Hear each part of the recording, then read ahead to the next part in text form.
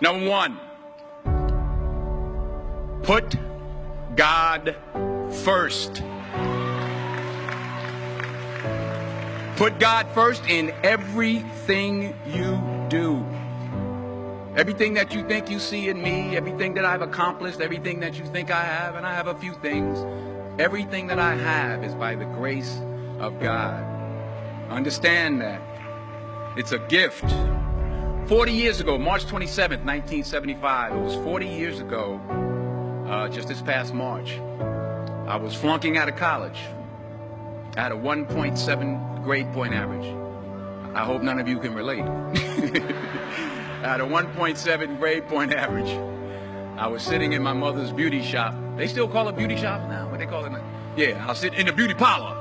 I was sitting in my mother's beauty parlor, and I'm looking in the mirror, and I see behind me this woman under the dryer. And every time she looked up, every time I looked up, she was looking at me, just looking me in the eye. And I didn't know who she was, and I said, she said, somebody give me a pen, give me a pencil, I have a prophecy. March 27, 1975, she said, boy, you are going to travel the world and speak to millions of people. Now, mind you, I was flunked out of college. I'm thinking about joining the army. I didn't know what I was going to do, and she's telling me I'm going to travel the world and speak to millions of people. Well, I have traveled the world, and I have spoke to millions of people.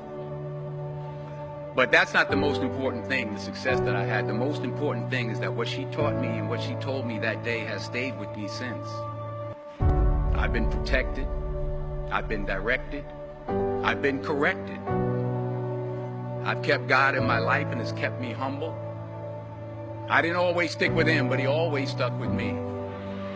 So stick with him in everything you do. If you think you want to do what you think I've done, then do what I've done and stick with God. Number two, fail big.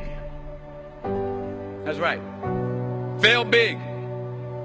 Today's the beginning of the rest of your life, and it can be very frightening. It's a new world out there. It's a mean world out there, and you only live once. So do what you feel passionate about. Take chances professionally.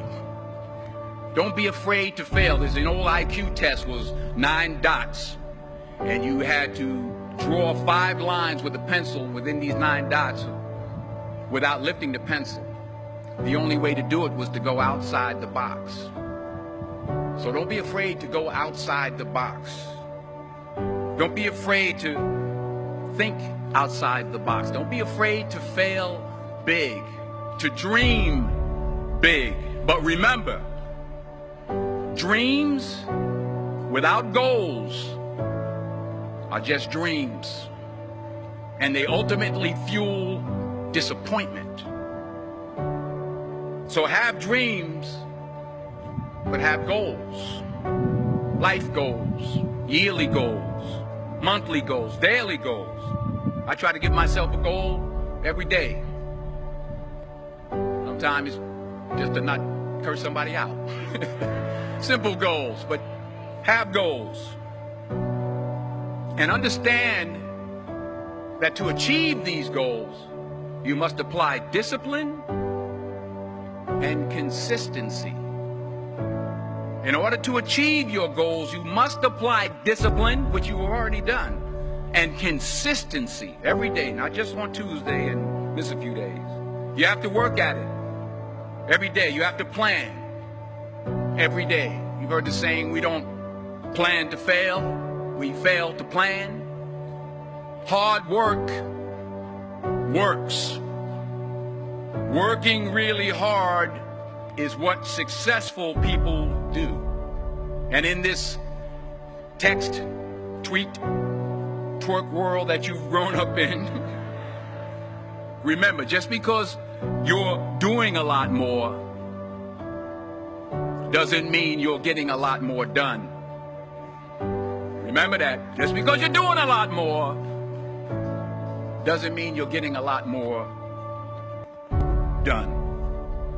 Don't confuse movement with progress. My mother told me, she said, yeah, because you can run in place all the time and never get anywhere. So continue to strive, continue to have goals, continue to progress. Number 3, you'll never see a U-Haul behind a hearse. I'll say it again. You'll never see a U-Haul behind a hearse. I don't care how much money you make, you can't take it with you. And it's not how much you have. It's what you do with what you have. We all have different talents. Some of you will be doctors, some lawyers, some scientists, some educators, some nurses, some teachers. Yeah, okay. Some preachers. The most selfish thing you can do in this world is help someone else.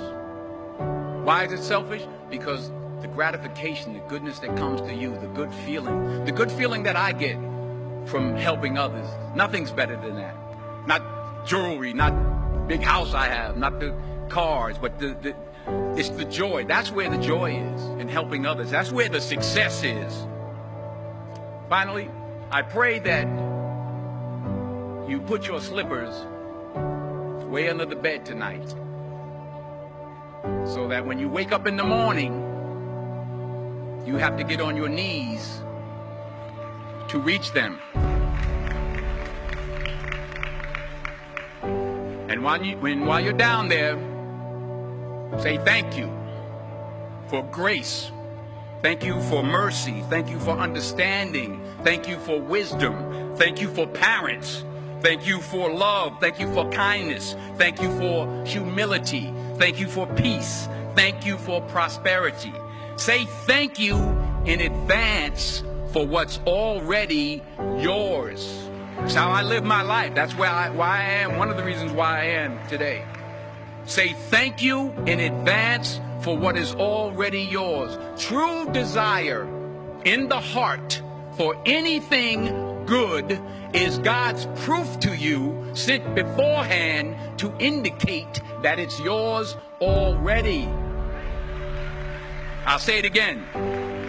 True desire in the heart, that itch that you have, whatever it is you want to do, that thing that you want to do to help others and to grow and to make money, that desire, that itch, that's God's proof to you, sent beforehand already to indicate that it's yours. And anything you want good, you can have. So claim it. Work hard to get it.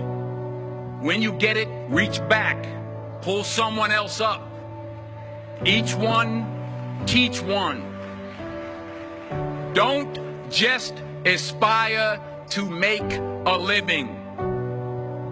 Aspire to make a difference.